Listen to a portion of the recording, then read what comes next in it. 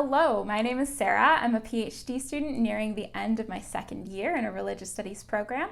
And today I wanted to make a video on tips for people with ADHD for reading, or really just tips for people who struggle with paying attention to reading, struggle with kind of taking it in, anything like that. If you have difficulties reading, especially university or college materials, hopefully this video will have something helpful in it for you, because as those of us with ADHD know, reading can often be very difficult, especially if it's not something that we're super interested in.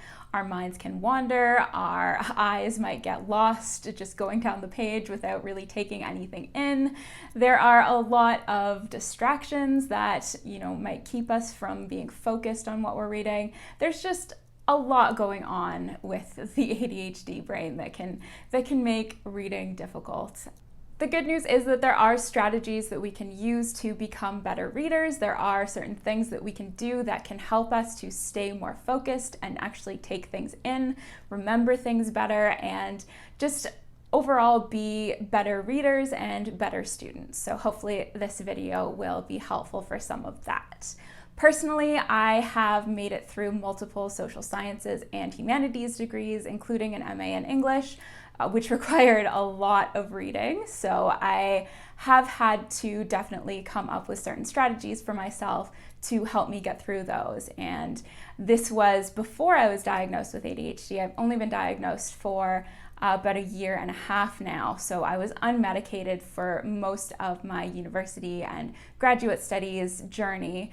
And medication can certainly help with paying attention and focusing on readings, but there are also other techniques, tools, strategies that we can use. So that's what I'm going to get into here. I have 10 of my top strategies for reading with ADHD, or again, just for people who have trouble with reading and staying focused on these things. So my first tip might be kind of obvious, but it is to eliminate distractions. So make sure that you're in an environment that will be conducive to reading. Make sure that there are minimal distractions around you. So first of all, get comfy, find a comfy spot so you won't be distracted by any discomforts. Make sure that you have eliminated any noises that might be bothering you. So whether this is, going into a quiet place or getting noise canceling headphones. Also, if you're a person who needs noise around you to work, then consider that, right? So maybe you want to work in a louder section of the library or a coffee shop or something like that, or have the TV on in the background. A large part of learning how to become a better reader and a better student is finding out what works for you, really, and what is kind of most helpful for you to be doing these readings. So part of that is finding the environment that works for you and what level of noise you need to be able to work, because I know some people can't work in complete silence. They find that too distracting. So figure out what works for you and make sure that your environment is suited to that. It's probably going to be helpful to do something with your phone as well. So turn it off, turn it on airplane mode, turn social media notifications off. I am constantly distracted by notifications, so I try to get a minimal amount of those on my phone when I can. You can also put your phone onto a thing called grayscale mode, so it eliminates the color from it. So if everything is in these just black and white, gray kind of tones, it's less enticing for us to kind of go on it and become distracted by our phones. Anything like this that will help you not want to just reach for your phone every time that you have finished a sentence or something. Also, if you're a fidgeter like me, I highly recommend having something around to help with that. So like a fidget cube, for example, or fidget rings, fidget necklaces. I always wear something like that because I find it just helps me immensely. When I am reading, I am constantly wanting to fidget with something. So having something like that on hand is super helpful. So my second productivity tip for you is to learn your body's natural rhythm. So everyone has different energy levels that fluctuate differently throughout the day, and it can be really helpful to learn about your own, learn about how your levels rise and dip throughout the day, and whether that's, a consistent thing or whether it kind of changes daily. Learning about your own energy levels will be really helpful for increasing your productivity. So I know that a lot of people with ADHD find that they are more alert and energetic and awake at night or in the evening, so they tend to be more productive then. And for me personally, it's like around 3 to 5. That's kind of when my energy peaks throughout the day. So that's when I try to get the hardest work done. So if I have really difficult readings, I'll do them during that time of the day. In order to learn about your own energy levels and to maximize them for productivity, you can track your productivity for a week or two and just kind of note when you feel like you are getting the most work done, then figure out if there's kind of a pattern that emerges out of that. My next tip is to engage in active reading. So this has been one of the most helpful things for me for becoming a better reader and overall becoming a better student, is to actively engage with the text as I'm reading. So this includes things like highlighting things, underlining things, writing things in the margin as you're going along, making little notes to yourself. As I'm reading, I always have a pen or highlighter or both in my hands. I am constantly annotating the documents, making marks on them. I also use a system of various symbols as I'm reading to mark out important passages. So a star beside something means that it's important, an arrow means that it's kind of important, and then like 3 stars beside a passage will mean that I want to use this passage as a quote somewhere. I think it's a really good passage and I would want to quote it somewhere. So this is a really helpful technique, especially if you're going to be like writing a paper or an assignment on this reading. Often what I'll do, especially if I'm reading a really difficult text, I will write down the most important things on that page or on like every couple of pages at the top, just to remind myself of kind of what I actually read there, because I do tend to forget really easily what I read. Like I can't just kind of think back to a reading and remember what it was about usually. I'll have to like actually go back and look at those annotations and kind of see what I've said the most important thing is, and then that will trigger my memory and I'll be able to remember it that way. So this just helps me to not forget what I've read like 5 minutes after I've read it. So having an iPad is especially helpful for this because you can use a program like GoodNotes or something to easily mark up PDFs, but you can also print things out and mark them up like that, or write in books like I like to do. Some people do think that that is ruining books and they don't like to do that. So in that case, I would recommend using like sticky notes or something. My next tip is to consider embodied reading, so to take the body into account when reading. So there is no separation between mind and body. They are inextricably connected, and the body is always involved in the reading process. It's never just the intellect, but the body is always involved in anything that involves reading, learning, skill development, anything like that. The body is involved, even if we think it's kind of just going on all in the brain. So in order to take advantage of this, you can use your body in the reading process. So one strategy for doing this would be to follow along with your finger as you're reading, for example, in order to help you keep your place and kind of help you make that mind-body connection and hopefully help you retain that information better. You can also get up and walk around as you read, or read while you are cycling on a bike at the gym or on a treadmill, walking, something like that. Just get up and, involve your body in the process more. So you can even read out loud as you're walking around and kind of match it to the rhythm of your body, especially if you need to memorize something that you're reading, if it's going to be for like a test or something like that. Then walking around and kind of matching it to the rhythm and kind of having that connection again between mind and body might be really helpful for retaining information. Another reading strategy that you might want to try is to experiment with audio elements in your reading. And this is going to be especially helpful if you are like an auditory learner. So again, this is where it's really important to kind of get to know yourself, get to know what kind of learner you are, how you learn best. So if you learn from like lectures and verbal things and oral speaking better, you think, than reading, then it might be helpful to read things out loud to yourself for one, or to use certain kind of audio devices to help you with your reading. So like Audible, for example, audiobooks. So instead of reading the books, you can listen to them.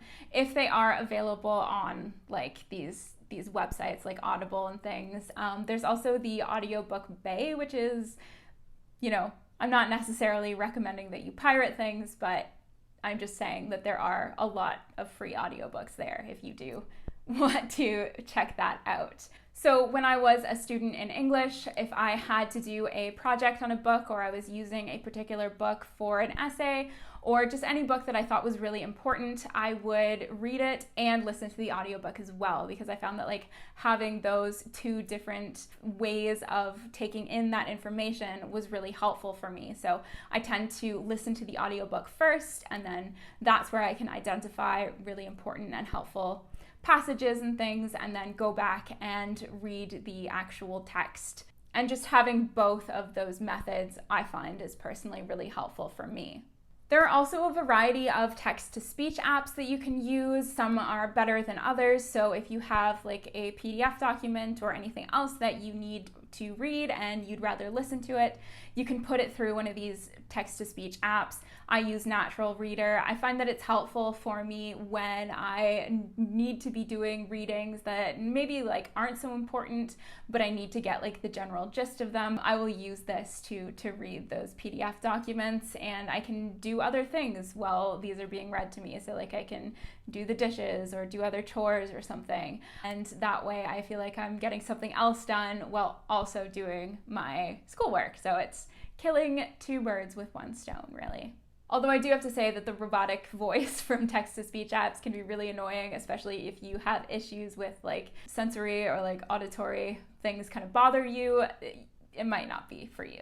The next strategy that I have is colors. So color coding is an integral part of my reading process. I use different like color coding methods and systems for different classes, for different papers, highlighting different themes, grouping things together based on theme or based on where I want to put them in the paper, things like that. As I'm reading, using these colors to kind of organize my thoughts in that way is super, super helpful. And I find that it helps me to not only organize things for when I need to go back and like write a paper or do an assignment or something, but it just helps me remember things more too, because I will remember things in terms of these themes that I've kind of categorize them into. At the graduate level especially, there will be a lot of overlapping themes in your work for courses or for papers or whatever it is, as you're kind of narrowing down what your research is going to be on. So for me, where I'm at now, I pretty much have this like one legend of colors that I use for everything. I have these like core themes that correspond to certain colors that I will always be using as I'm highlighting things or using sticky notes or pens or whatever. And again, if you are writing a paper that will be using these things that you're reading, or an assignment or anything, it is super, super helpful to already have things organized by theme. Future you will thank you.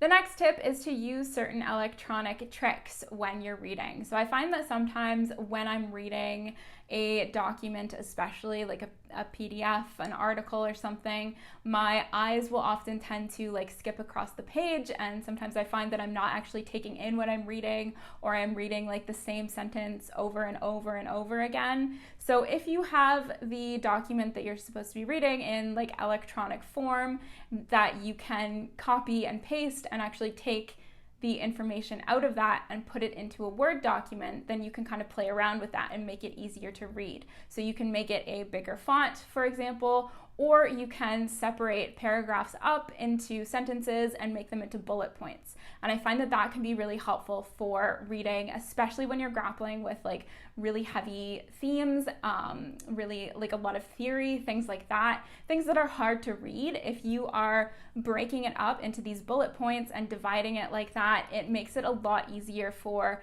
your brain and your eyes to process and to kind of make sense of, if it's not all just clumped together in this one big paragraph. Also, just enlarging the font size on your device can also be helpful. So if you're reading it on like a tablet or a computer, just enlarge the font size, and that can be also really helpful for kind of processing the information. The next tip I have is to make sure that you're being mindful about note-taking. So this is something that I also really need to work on, is to be more mindful about note-taking. So it's not very helpful, I find, to take notes as you're going along necessarily, and to just kind of like interrupt your reading to be taking notes like every few seconds. I find that what works for me is to take notes in the margins as I'm going along, to annotate as I'm going along, and then after I've finished a chapter or the article or whatever it is, then at the end of that to take better notes, more kind of structured notes in a different notebook or on the computer or something like that. And to make sure that I am putting them in my own words for one, so that I can help myself remember things better in my own voice, and I'm not just like copying and pasting from the article. And also summarizing things. So being more mindful about not just taking like tons and tons of notes, which is something that I tend to do, but really just summarizing things, making them concise, putting them in brief terms that I will remember, but that's still getting out the important information. So this is something that I definitely need to work on more.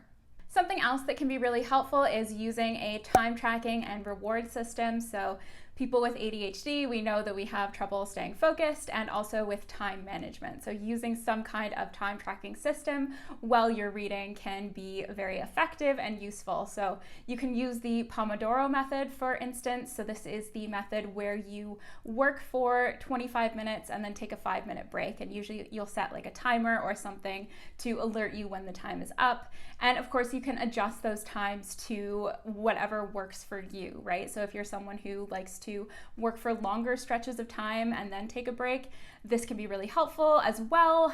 So personally, I like to work for about like 45 minutes to an hour and then take like a longer break, so like 10 or 15 minutes. But it completely is up to you how long you want to be working for, how long you want to take breaks for, and to kind of work that into your reading. So this is helpful because it gives you those brain breaks that are super necessary when working and reading for long stretches of time. And you can also implement like a reward system into this as well. So like after working for an hour or after working for like 30 minutes or something, you can treat yourself with like a piece of chocolate or a cup of tea or some coffee or something like that. Just giving yourself these little rewards to motivate you to keep going and to motivate you to work throughout that time. If you're using the Pomodoro method, there are like physical devices that you can buy that are specifically made for this. So like little alarm systems that will work for this. There are also like a ton of apps out there that you can use for this. I personally like the Study Bunny app because I think it's absolutely adorable. You have this little bunny character who's studying along with you. And as you're working, you will accumulate coins that you can use in the app to buy little outfits for the bunny, little like cat companions or backgrounds, all sorts of cute little things. So I really like it because it's fun. And it also means that when I look at my phone, I see this like Study Bunny app on it, and I feel guilty for closing that and opening up another app or something. So it keeps me off social media. It reminds me to stay focused on whatever it is that I'm working on. And my final strategy is prioritization. So really thinking about prioritizing what is important for you to be reading. So in university and college, there are often a lot of assigned readings depending on what field you're in. And while it's expected or hoped that you will do all of these readings, and of course it would be great if we could all do all of the readings all of the time, this is often just not possible, especially for those of us with ADHD. We really need to learn how to prioritize and to figure out what's important, what we really need to be reading, and what we can maybe skim or neglect. And this is especially true in grad school. There is a ton of reading that you will need to do in a lot of grad programs, and it's just impossible to do it all sometimes. So for me, when I was taking courses, I would average about 400 to 500 assigned pages of reading every week, and that is something that some people can do, and that's fantastic and kudos to them. But I can't. There's just no way that's happening. So I really had to learn how to prioritize and figure out what I needed to actually get done to do well in my courses and to do well on papers and things like that. And also learning to prioritize readings that were important to my own research and the things that I want to be focusing on down the line. And this is something that I would recommend for people in university and college programs in general. When you have a lot of assigned readings, prioritize the ones that you find the most interesting, things that are relevant to your research interests, things that you think will help you with papers down the line or projects down the line, things that you find interesting and things that are actually going to keep you wanting to read and engaged in the readings and engaged in the materials. Prioritize reading those first, if you can. Sometimes there are other things that you won't necessarily be interested in that you do have to read, but that's just how it is sometimes. So there's a trick that's typically used by grad students who don't necessarily have time to do all of the readings. So with an article, this would be to read the introduction, the conclusion, and then the first paragraph of every section, and then just skim the rest. So this way you can get like a good overview of the article and you can have something to say about it, like in class, if you're discussing it in class or something. Then with a full book, it's often recommended to just kind of read the introduction and the conclusion and the like introducing paragraph and concluding paragraph of every chapter. So again, you get like a broad overview of the book and then skim the rest. If there are particularly interesting chapters, read those. So again, you'll have some knowledge of the topic and can discuss it in class or wherever if need be, but you don't necessarily have to read the whole thing. I don't think that I know anyone, including people without ADHD, who actually do all of the readings in grad school. I think that that's an anomaly almost. You pretty much have to use certain strategies to get by, basically, because otherwise there would just be no time left in the day for anything else, really. So especially for people with ADHD, it is important to be able to prioritize and to recognize that you don't necessarily have to do all of the readings as long as you are strategic about it. So those are the top 10 tips that I have for reading with ADHD. If this is something that you struggle with, I feel you. I know it's rough, but there are various things that we can do to make it better and to just make reading a more enjoyable experience. So hopefully something in this was helpful for you, whether you have ADHD or not. And please let me know of any videos that you would like to see on this channel. I focus on kind of university, college tips and things like that, along with the vlogs that I do, kind of documenting my own journey doing a PhD with ADHD. So thank you so much for watching, and I will see you in the next one.